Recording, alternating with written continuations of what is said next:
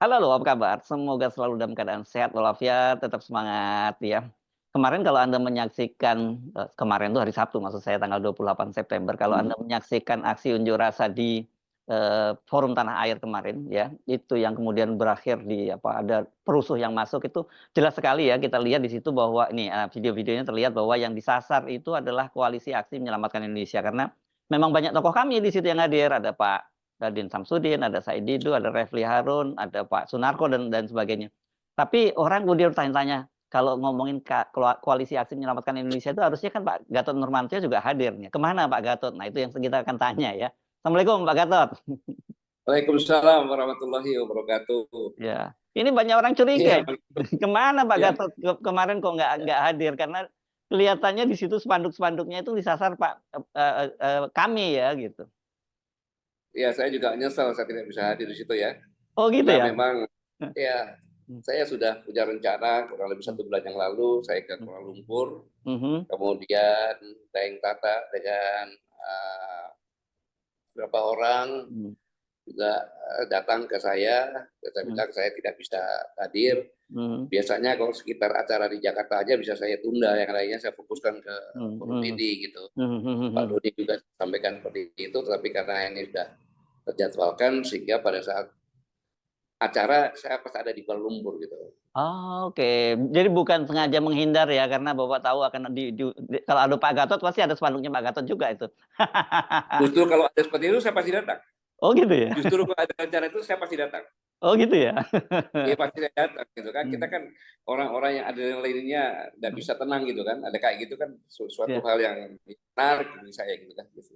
iya. Banyak yang Ya bertanya-tanya mereka-mereka ya, banyak yang ya bertanya-tanya Pak Gatot, kenapa kok sampai mesti ada aksi semacam itu, ada pembubaran, bahkan mencurigai ada yang order. Dan tadi kalau dikait-kaitkan dengan, spanduk-spanduk yang di luar ruangan yang para oratornya itu kan itu bagian dari yang di dalam juga kan Pak, satu paket itu ya. Itu yang disasar jelas loh, apa sungguh yang terjadi itu ya Pak Gatot? ya kan sama-sama kita ketahui lah Bung Hersu bahwa sejak koalisi aksi menyelamatkan desa itu Mhm, dideklarasikan mhm, di Tugu Proklamasi, mhm, semakin hari semakin gencar mhm, dan situasi yang sekarang ini kita memberikan pendidikan. Menurut saya ada pendidikan, mhm, mhm, pengetahuan kepada masyarakat tentang mhm, bagaimana sih sebenarnya kondisi bangsa ini yang sebenarnya. Gitu betul, loh. mhm, Ya, sampai dengan ya dikatakan bahwa tiga aktivis koalisi aksi menyelamatkan Indonesia kita ini, mhm, Bang Saka dan Nenggolan, Bang Jumur Hidayat, Bang Anton Permana sampai dipenjarakan. mhm, Bahkan masalah Omnibus Law itu pun kan dibatalkan mhm, oleh Mahkamah Konstitusi. mhm, Ya. Nah, ngawurnya itu, saya bilang ngawurnya itu hukum Indonesia. mhm, Pada saat saya diminta sebagai saksi ahli untuk waktu itu kandidat Dr. Anton Permana, mhm, saya bilang yang mulia saudara Bapak Hakim dan para jaksa yang saya sangat hormati, mhm, saya heran saya duduk di sini mhm, sebagai saksi. mhm, mhm, Seharusnya mhm. saya duduk di sini adalah sebagai terdakwa. Oh, mhm, Mengapa? mhm, Karena tuduhan yang disampaikan oleh jaksa sampai ke pengadilan sekarang ini kepada saudara Anton Permana, mhm, dia itu menyadur persis pernyataan Koalisi Aksi Menyelamatkan Indonesia yang mhm, ditandatangani oleh saya.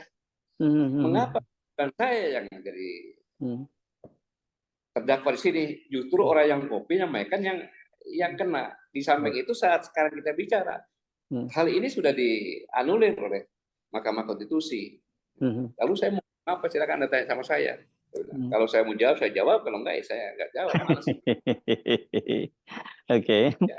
Ya terus? Jadi, Mmm, kemudian berjalan berjalan selanjutnya, ini kan saya kan sampaikan pada saat Bung Hanta juga ikut ya. bahwa Koalisi Aksi Menyelamatkan Indonesia ini bukan saya saja loh, saya bilang itu. Mhm, mhm, Mulai sekarang adalah sesuai dengan fungsi masing-masing bergerak menuju ke sedi-sedi kehidupan sehingga ada Pak Bahtiar Hamzah, ya, Prof. Bin Sabti, Prof. Rahmat Wahab, mhm, kemudian ada Pak Kaban, kemudian ada Bung Rocky Gerung, mhm, ada uh, Bang Herso sendiri, kan ada Bang Refli Harun, ada Antonio Budiawan, ada Ubadiah Badun, ada Bang Orwa Batuara, ada Wajung Hidayat, Bang Saka dan Enggolan, Anton Permana, bahkan ada Mosad, ya, ya Didu kan? ya, saya Didu ya. Ya, ada Bu Husnul, Ya, ada Bu Nur Hayati, ada ya. Tanam dan Dr. Gedesiana, Radar Bakoro,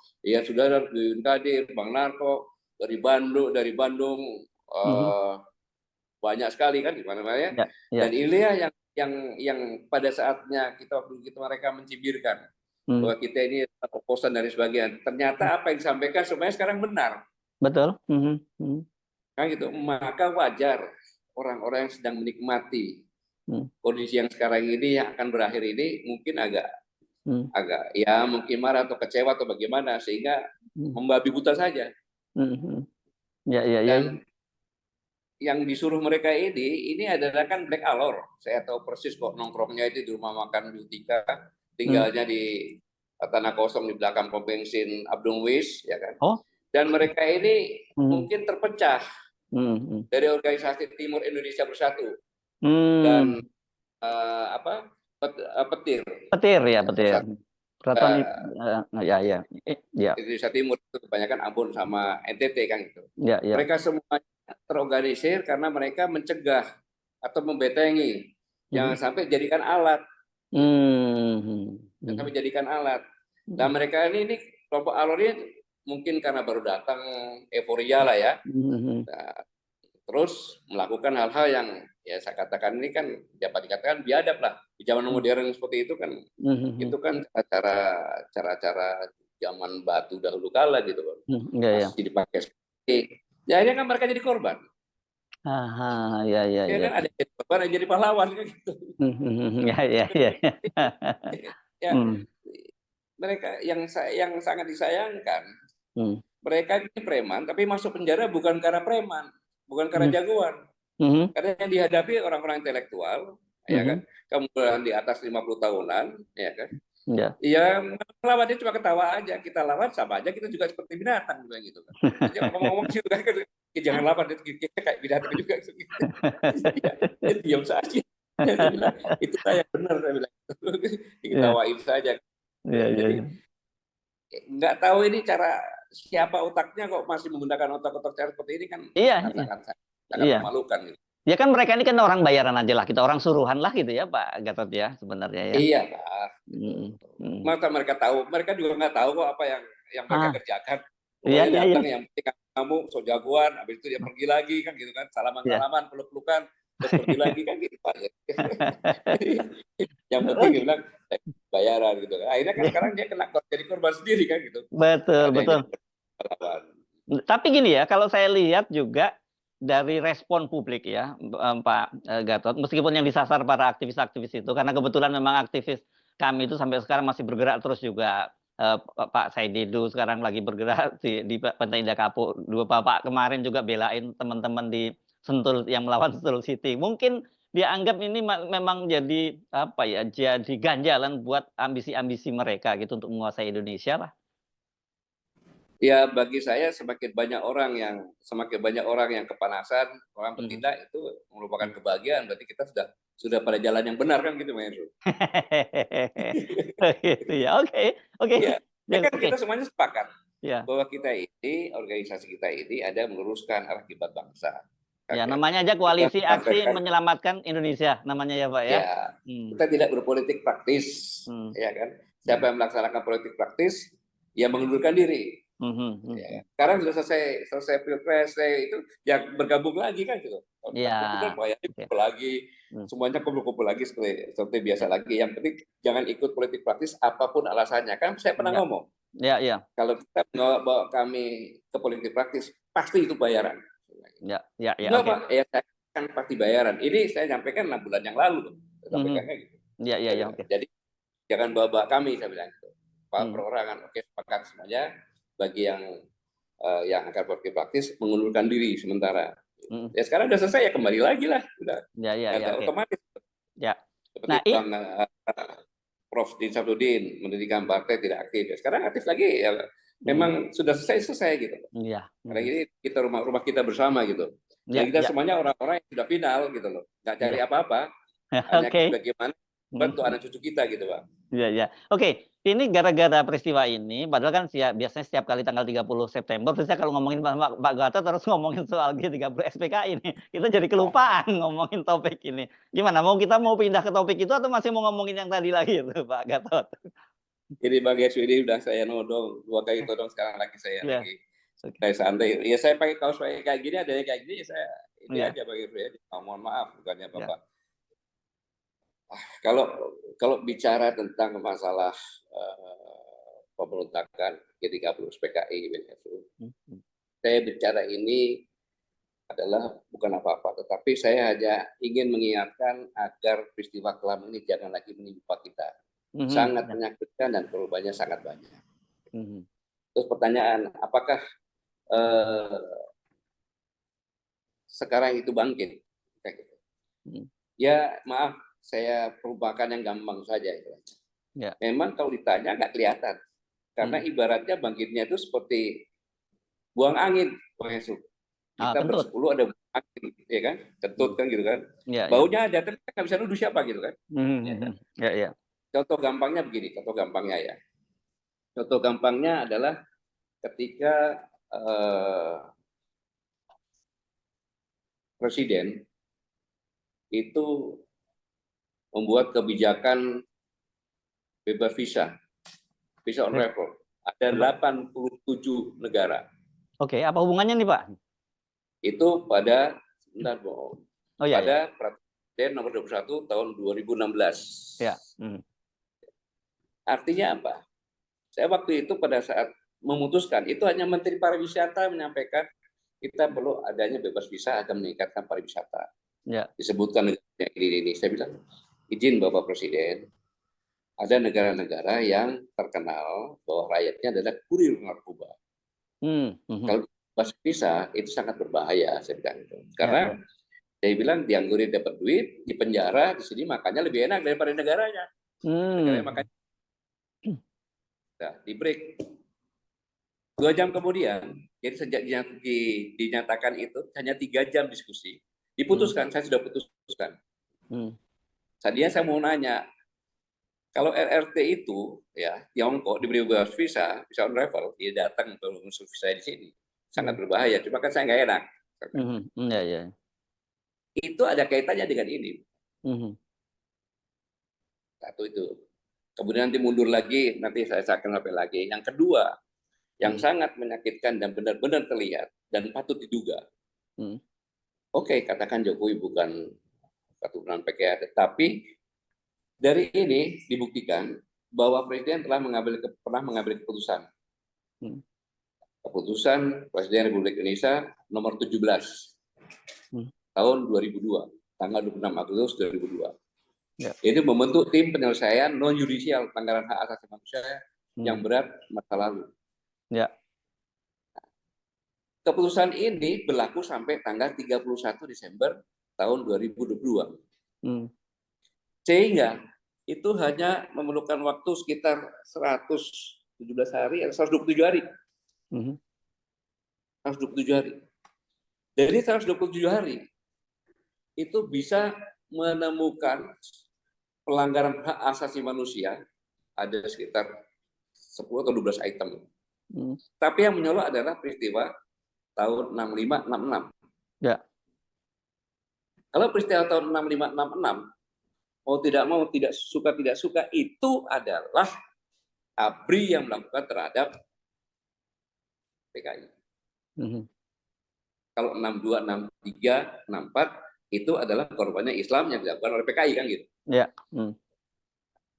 Dan setelah tanggal 31, 11 hari kemudian, 11 Januari, Presiden mengatakan, saya selaku kepala negara dengan hati yang jernih dan tulus menyatakan telah terjadi pelanggaran hak asasi manusia berat.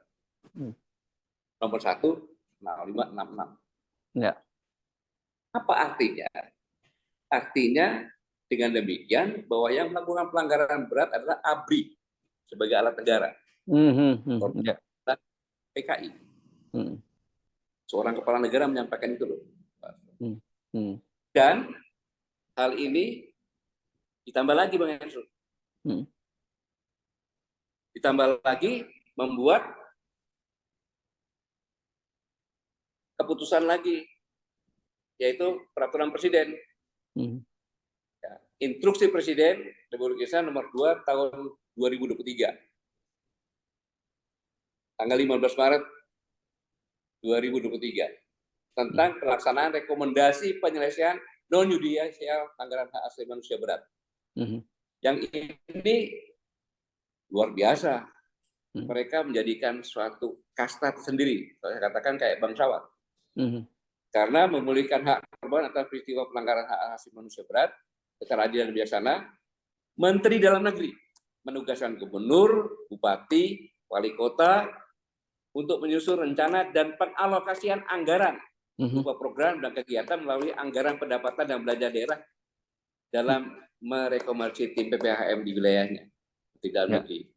Menteri Keuangan memberikan prioritas beasiswa bagi korban. Kemudian Menteri Pendidikan memberikan beasiswa bagi korban, memberikan bantuan perlengkapan peralatan dan budaya. Menteri Kesehatan memberikan prioritas bagi korban untuk mendapatkan pelayanan kesehatan sesuai indikasi medis. Nggak usah pakai BPJS. Kemudian Menteri Sosial memberi jaminan hari tua bagi korban atau ahli warisnya dan korban berdampak yang berusia lanjut. Luar biasa kan? Tenang dia hidupnya. Menteri Pekerjaan Umum melakukan perbaikan pembangunan rumah, menyediakan pengadaan sarana air bersih, melakukan pembangunan memorial, ini yang sangat berbahaya. Menteri Pertanian mengadakan alat dan mesin pertanian, menyediakan bibit. Menteri BUMN, ini Menteri BUMN, mengkoordinasikan pemberian bantuan usaha melalui penguatan dana CSR dari BUMN dan menyediakan peluang kerja di BUMN. Jadi benar-benar suatu hal yang sangat luar biasa bagi anak keturunan. Pantas juga saya mengatakan patut tiga. Dan ini pun dikuatkan lagi. Menteri Korporasi dan Usaha Kecil Menengah memberikan fasilitas akses biaya usaha. Bahkan Menteri Pariwisata untuk mempromosikan produk-produknya. Bahkan Jaksa Agung harus melakukan koordinasi dengan Komnas HAM dalam penanganan dugaan pelanggaran berat.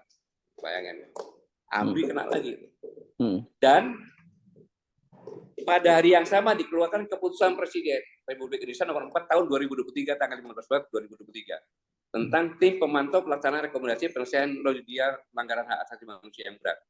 Tim pemantau semua kementerian memantau apakah dilaksanakan atau tidak. Artinya apa? Artinya beliau mengangkat lagi harkat martabat.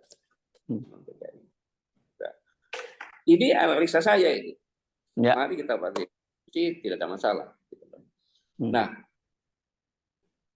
kemudian yang selanjutnya adalah bahwa kebijakan dari Pak Jokowi ini membuat sesuatu yang akan mewujudkan pertentangan kelas. Jadi yang kaya menguasai 100% orang, menguasai hampir 70% kekayaan, yang miskin makin miskin. Nah, ini yang saya katakan bahwa seolah-olah biasa saja. Contohnya saja di IKN. Bayangin, konsesi 34.000 hektar lahan di IKN kepada Cimping. Menurut PP nomor 12 tahun 2023. Memberikan hak guna usaha 190 tahun.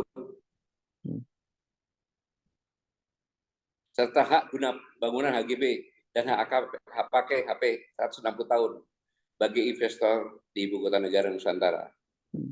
Kan murah-murah saja, tinggal ambil, itu kan sudah wilayah kita. Wilayah mereka. 190 tahun kok, gimana? Yang lebih parah lagi, China menjadi driver utama menyelesaikan IKN, walaupun sekarang tidak terwujud ya. Ya, ya, ya. Kemudian mewajibkan sekolah-sekolah dalam perjanjian itu untuk mengajarkan bahasa China dan membangun rumah sakit di 30 kota-kota besar. Dan yang lebih parah lagi, mengembangkan bersama antara Indonesia yaitu penelitian. Padahal penelitian itu hal yang sangat rahasia bagi suatu negara. Ya, ya, ya, ya, ya. Selanjutnya, sejak tahun 2014 sampai 2023, Bung Erso, pemerintah telah mengalokasikan tidak kurang dari 3.400-an triliun untuk membangun infrastruktur. Dan menurut perkiraan tahun 2015 adalah sebesar 1.500 triliun dari BUMN, sehingga 5.000 triliun. Ini kan dari pinjaman. Ya. Dan Bank Dunia mengatakan bahwa kualitas infrastruktur yang dibangun rendah. Sebagian dari hutang. Sehingga APBN tahun 2023 untuk bayar hutang sampai 400-an triliun, kan? Ya. Ini kan sangat luar biasa.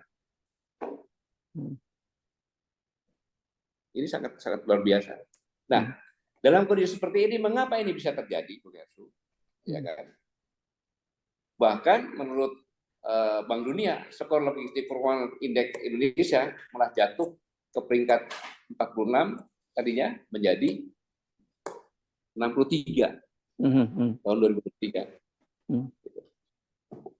Ternyata banyak infrastruktur yang dibangun mubazir, sehingga Bang tahu kan, beberapa BUMN menjual tol lebih murah dari yang dikeluarkan. Saya nggak perlu jelaskan lagi. Ya, utangnya menggunung, ya banyak yang hampir gulung tikar, ini kan gitu BUMN karya itu. Iya.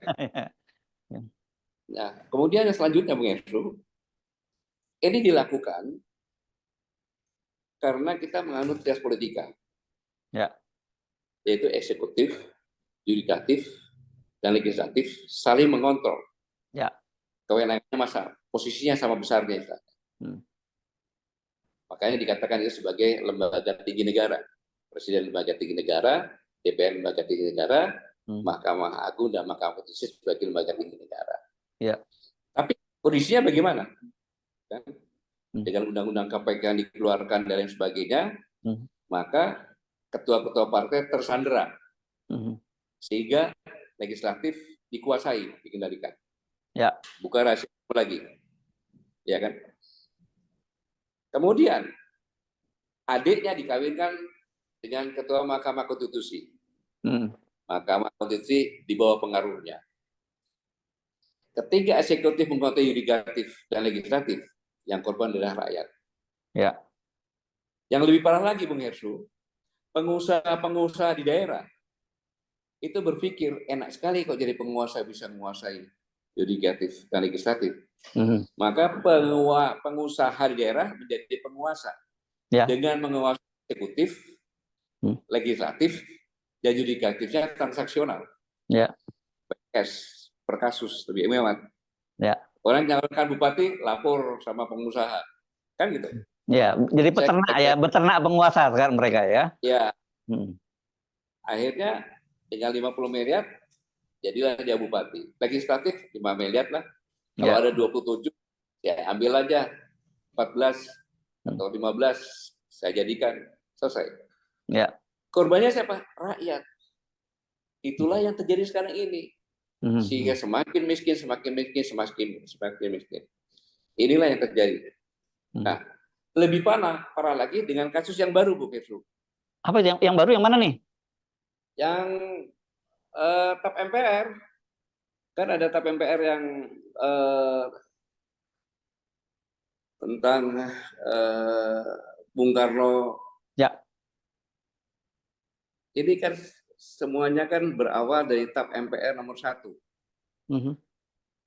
tahun 2003, yaitu mengatur tentang peninjauan kembali materi dan status hukum ketetapan MPR dan MPRS yang berlaku sejak periode sebelumnya. Sejak tahun 2003 atau sejak reformasi, kan gitu. MPR itu bukan lembaga tertinggi. Sebagai lembaga tinggi seperti Presiden, seperti DPR, seperti Mahkamah Agung, Mahkamah Konstitusi. Kok dia mengeluarkan ketetapan peninjauan kembali materi status umum ketetapan MPR, MPRS yang berlaku? Ya.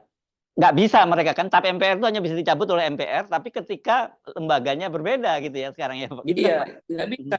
Tapi dia peninjauan kembali ini kan latar belakang yang sekarang saya jadikan. Saya tidak mempermasalahkan ya Pak Harto, Gus Dur, Bung Karno nggak masalah. Tapi tap MPR ini yang mengaliri tap MPRS ini udah malpraktek. Ya. Sudah malpraktek. Artinya apa ya? Karena ketetapan MPR ini hanya bisa dirubah oleh Majelis Permusyawaratan Rakyat yang lembaga tertinggi juga. Betul. Ya. Dan untuk pencabutan itu hanya bisa dilakukan, ya kan, dengan prosedur pengajuan usulan perubahan yang bisa dilakukan oleh anggota MPR, anggota DPR, atau anggota DPD. DPD, ya. Bahkan dengan persidangan secara terbuka, ya, musyawarah mufakat atau voting. Ya. Adakah anggota DPD? Adakah sebenarnya berkumpul? Tidak. Tidak itu. Jadi malpraktek. Ini artinya apa? Kalau tap MPR yang nomor ini bisa, berarti tap MPRS nomor 25 atau 66 bisa dia betul. Itu kan jalan. Oke. Jadi ini yang membuat Pak Gatot curiga ya, harus diwaspadai ini. Iya. Enggak, soalnya orang banyak anggap Pak Gatot tuh kayak kaset rusak kalau ngomongin PKI. Pasti banyak yang ngomong gitu loh Pak Gatot. Biarin aja. Itu yang mengatakan kasus rusak ya dia juga yang merasa keturunan kan paling-paling, atau dia punya kepentingan di situ. Ya gitu wajar saja. Ya, kita nggak boleh marah, wajar. Ya, mereka mengatakan saya kata rusak, berarti mereka menyimak omongan saya dong. Bisa mengatakan seperti itu. Walaupun di telinga mereka jadi nggak enak gitu kedengarannya ya. Iya, tapi kan mereka simak ya, terima kasih yang simak. Tapi saya perlu mengingatkan ini, bahwa mereka masuk dengan cara konstitusi. Ya kan? Mereka masuk sebagai pejabat atau membawa pengganti pejabatnya, sampai orang yang benar-benar saya tidak ragu lagi, ketua MPR yang sekarang ini ternyata ya melakukan itu. Ini kan satu hal yang kita harus berpikir seperti itu, Bung. Kalau enggak tiba-tiba dikeluarkan tap MPR ini apa? Diam kita semuanya apa lagi. Ini sangat berbahaya menurut saya. Seperti itu kita tidak benar-benar mewaspadai ini gitu, Bang Ersu. Nah, dan ini tidak akan berhenti sampai di sini gitu. Ya, karena tadi pemiskinan itu adalah ladang yang sangat luar biasa bagi komunisme. Ada kesamaan komunis dengan kapitalis. Gitu. Mereka menggunakan teori ayam. Gimana tuh? Jadi Bung Hesu beli ayam nih. Dikurung, dikasih minum, jadi dimakan. Selama 3 hari. Kemudian cabutin bulunya satu-satu. Teriak-teriak keok, cabutin sambil gundul. Bang Hesu lepas. Bang Hesu menangkap, pasti dia lari. Coba Bang Hesu ambil beras, taburin, pasti dia. Itulah teorinya. Kalau rakyat dimiskinkan, dibikin susah, begitu dikasih uang sedikit pun dia nurut. Bansos saja beres itu urusannya ya. Iya. Jadi kemiskinan ini by design. Iya. Kebodohan juga by design ya Pak ya. By design ini. Gitu. Pendidikan kita dibuat kacau. Coba diskusi dengan Menteri Pendidikan sekarang ini, kacau semuanya dibuat. Ya. Ini kalau kita tidak mewaspadai ini sangat berbahaya, Iya. Jadi ini kalau IQ bangsa kita rendah ini juga, ini Bapak melihat juga by design gitu, sehingga mudah dikendalikan. Ya by design, karena orang yang bodoh, orang yang miskin itu kan mudah dikendalikan. Oke. Ya. Dia kalau yang bodoh 1, 2 orang, 3, ini bodoh secara beramai-ramai. Kalau bukan desain apalagi? Boleh dong sama itu dengan pemikiran saya. Karena saya berpikir sama negara. Ya. Itu Mersu. Oke. Tapi kan begini Pak Gatot, ini kan Pak Jokowi, kalau Anda tadi jelas itu tujuannya pada Pak Jokowi, kan Pak Jokowi sudah mau berakhir masa jabatannya, menggantikan Pak Prabowo, dan Pak Prabowo kan sama dengan Pak Gatot nih, senior Bapak di TNI, di ABRI gitu ya. Masa iya Pak Prabowo juga mengumpulkan hal yang sama, terus kemudian memperburuk citra ABRI gitu, dan kemudian jadikan ABRI sebagai pelanggar HAM gitu? begini Bung Heru, ini belum selesai. Makanya programnya ini kan belum selesai, maka dicoba untuk 3 periode. Oh, perpanjangan waktu lagi, apapun alasannya, apapun juga. Saya tahu kok tim think tank yang diminta bagaimana, tapi tim think tanknya punya nasionalis tinggi, bilang nggak bisa, gitu kan. Dan untung ada Bu Mega yang mengatakan secara konstitusi tidak bisa, kan. Ya tentang nanti Pak Prabowo, apapun Pak Prabowo, saya yakin beliau sudah didoktrin oleh TNI dari berpangkat letnan sampai dengan letnan jenderal. Dan itu yang paling inti sebagai TNI, dia setia kepada negara kesatuan Republik Indonesia yang berdasarkan Pancasila dan Undang-Undang Dasar 1945.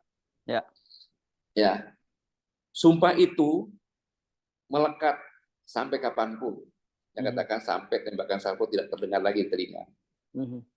Karena ketika disumpah bukan Letnan Prabowo, bersediakah saudara-saudara disumpah? Bersedia dengan cara agama apa? Islam, Kristen, dan sebagainya. Gitu. Kalau Islam bersumpah, kalau Kristen berjanji di atas Al-Quran dan kitab sucinya masing-masing. Satu, akan selalu setia kepada negara kesatuan Republik Indonesia yang berdasarkan Pancasila dan Undang-Undang Dasar 1945. Tidak mungkin seorang Pak Prabowo akan mengkhianati itu. Tidak. Bagi saya tidak mungkin. Saya tahu persis tidak mungkin. Di darahnya masih mengalir merah putih yang tidak bisa dihapus oleh siapapun juga. Saya yakin itu. Nah, itulah sebenarnya menurut saya anugerah juga.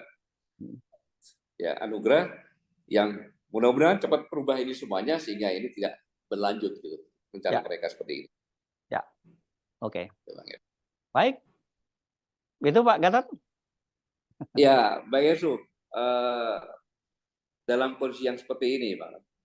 Saya hanya mengingatkan saja, Bang Yesu, bahwa apa yang sudah sama-sama kita saksikan semacam ini kan membuat porak-poranda negeri ini, ya kan. Kemudian seolah-olah generasi muda kita ini tidak punya harapan lagi. Ya, betul. Maka kita harus menemukan suatu solusi yang terbaik bagi bangsa ini, mencari jalan untuk menyelamatkan anak cucu kita dan memastikan anak cucu kita ini, generasi muda kita ini tidak lebih buruk dari kita. Itu kan sebenarnya yang dijajarkan oleh yang Mahathir Fadin yang membuat Undang-Undang Dasar 45 gitu. Dalam situasi sekarang ini, bagi bangsa kita ini yang di tengah-tengah kondisi yang tidak menentu, katakan kalau kita biarkan kita menuju kehancuran secara perlahan tapi pasti, kita semua memiliki tanggung jawab yang benar-benar harus mencari solusi yang terbaik bagi bangsa ini, mencarikan jalan untuk menyelamatkan anak cucu kita dan memastikan bahwa anak cucu kita atau generasi muda Indonesia lebih baik dari kita, bukan lebih buruk dari kondisi yang sekarang ini, seperti yang diceritakan oleh pendiri bangsa ini. Dan untuk itu saya yakinkan Pancasila merupakan modal utama yang tidak ternilai besarnya bagi kelestarian, kesejahteraan, dan daya saing bangsa, dan modal utama banyak lagi. Jadi Pancasila ini merupakan modal utama yang tak ternilai harganya dan besarnya bagi kelestarian yang perlu kita benar-benar pegang, kelestarian bangsa ini, kemudian kesejahteraannya dan daya saing bangsa, karena bangsa tidak punya daya saing dia akan hancur, dan modal utama banyak lainnya lagi. Dan sebagai warga negara yang baik dan bermental pejuang, kita ini semuanya punya mental pejuang, Bung Heru, yang meyakinkan bahwa bangsa itu adalah sebuah ruh untuk bersatu. Bangsa itu adalah sebuah ruh untuk bersatu. Dan tentunya dengan yang Bu Heru tadi sampaikan, dengan Pak Prabowo jadi presiden, kita berharap sistem penyelenggaraan negara yang benar-benar bisa menjadi yang berkualitas. Mudah-mudahan beliau memilih menteri bukan berdasarkan bagi-bagi partai, tapi benar-benar orang yang profesional, karena tantangan ke depan itu bukan ringan, apalagi masalah ekonomi.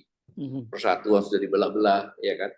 Kemudian pembodohan, kemudian pemiskinan, dan ini bisa segera bangkit, dan tidak ada alternatif lain kecuali kita bergandengan tangan bersama-sama untuk mencari solusi yang terbaik bagi bangsa ini. Ini yang bisa saya sampaikan, Bung Hesu. Baik. Jangan sampai nanti kita kembali lagi kepada zaman batu lagi seperti yang penyerangan FTA tadi. Ya itu. FTA gitu kan gitu. Ya. Yang beruntung FTA jadi terkenal di mana-mana. Salah, makanya itu salah. Ya, mereka itu melakukan itu apa? Mencari sasarannya salah gitu dan tindakannya juga salah. Ya tindakannya yang salah gitu kan. Ya, nggak tadinya kan maksudnya mau mendowngrade, termasuk mendowngrade juga teman-teman koalisi aksi menyelamatkan Indonesia yang di bawah pimpinan Bapak yang hadir juga di acara itu kan begitu. Ya tidak mungkin lah mendowngrade dibuktikan di penjara juga malah ketawa-ketawa. Iya. Malah ketawa-ketawa keluar dari penjara bukannya tekor malah ninggalin gitu. Itu 3 orang itu keluar dari itu ninggalin uang 100 jutaan loh itu. Oh, di penjaranya itu? Oh, oke. Iya. Oke. Tapi mudah-mudahan dengan Pak Prabowo jadi presiden ini, setiap tanggal 30 September Bapak nggak perlu teriak-teriak lagi ya Pak Gatot ya? Ya Bung Hersu ya, seharusnya nanti malam, tadi malam itu. Ya.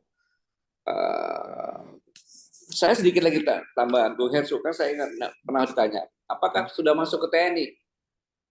Memang tidak masuk secara langsung, Bung Hersu, tetapi gambaran gampang saja, Bung Hersu ya. Pada saat Bung Hersu ingat nggak? Pada saat penayangan pertama kali di Korem-Korem ya, Pak? Di 30 PKI. Ya. Di mana? Di Korem-Korem ya. Di Korem Bogor kan? Iya. Korem Bogor kan? Betul. Pak Jokowi juga nonton dan saya nyusul ke sana kan? Saya ingat itu. Apa artinya?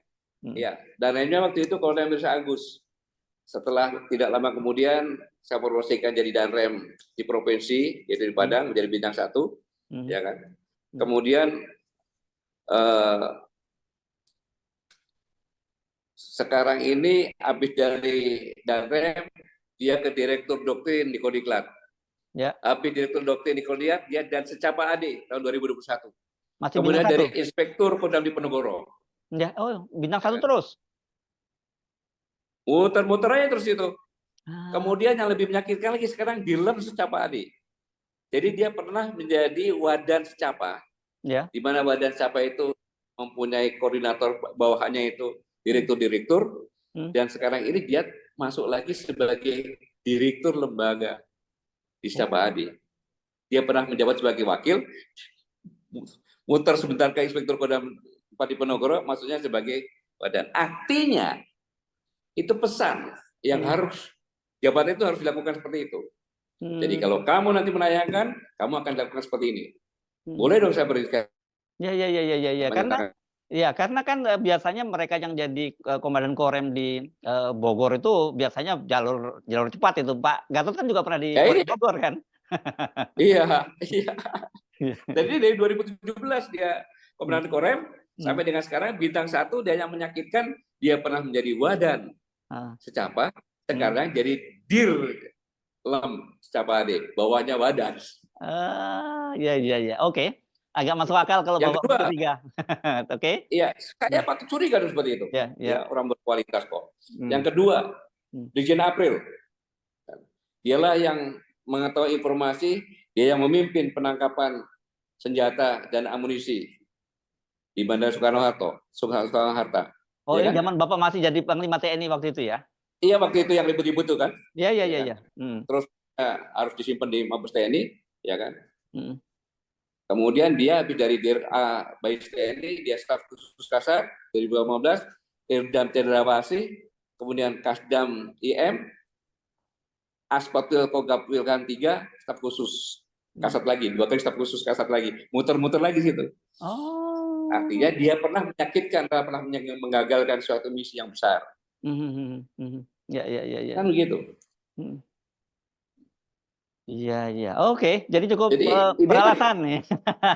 kalau saya mempelajari itu semuanya, wajar dong kalau saya curiga. Iya. Wajar kalau saya curiga gitu. Ya kan, mudah-mudahan ya Kasat Panglima TNI mendengar ini, ya kan. Dan mereka bukan bagian daripada ini kan gitu. Iya. Saya yakin bagian tapi ya ini fakta-faktanya. Yes. Sehingga orang pada takut kan gitu. Ya. Ya seharusnya sekarang ini di mana-mana. Karena tahu dia sumpahnya menjaga ideologi negara, maka begitu ada peristiwa yang sangat menyakitkan di TNI Angkatan Darat, kepala staf dengan bahwa hanya asistennya semuanya hampir kena, hampir hilang, ya kan? Untuk kita cepat bangkit, kita kan perlu disampaikan kepada seluruh prajurit masyarakat. Ya. Kenapa harus takut? Kan gitu. Ya, kalau pakai takut, pakai rok saja. Iya. Kalau hanya menyetel film G30 kayak di lingkungannya masing-masing. Ya. Para Pangdam tidak berani memerintahkan itu semuanya. Belum perang, Bung Hersu. Tentara itu hanya mati. Hanya kehilangan jabatan, takut. Untuk apa jadi? Kalau saya sih mundurkan diri aja. Ya, ya mati aja berani kok. Masa cuma pangkat sih, takut jabatan nih, takut ya Pak ya. Nah, itu dia, kan gitu sih ya. Mendingan mundurkan diri saja. Para Pangdam dekat aja, tidak apa-apa. Gitu. Ya. Nah, tapi mudah-mudahan mereka sudah punya rencana nanti malam secara serentak semua menayangkan, mulai dari dan Rame semua menayangkan film G30 SPKI sebagai pelajaran sejarah yang paling praktis. Ya. Sebagai komandan akan semuanya itu. Semoga saja demikian, Bang Heru. Ya memang kalau saya ngomong agak menyakitkan. Ya tapi itulah saja, gimana lagi. Mohon maaf aja sakitin gitu, Bang Heru. Baik. Terima kasih Pak Gatot Nurmantio. Sampai ketemu lagi. Terima kasih Bang atas todongannya. Habis ngilang. Apa ada ribut-ribut kok ngilang gitu. Ya. Oke, Assalamualaikum warahmatullahi wabarakatuh. Terima kasih. Waalaikumsalam warahmatullahi wabarakatuh.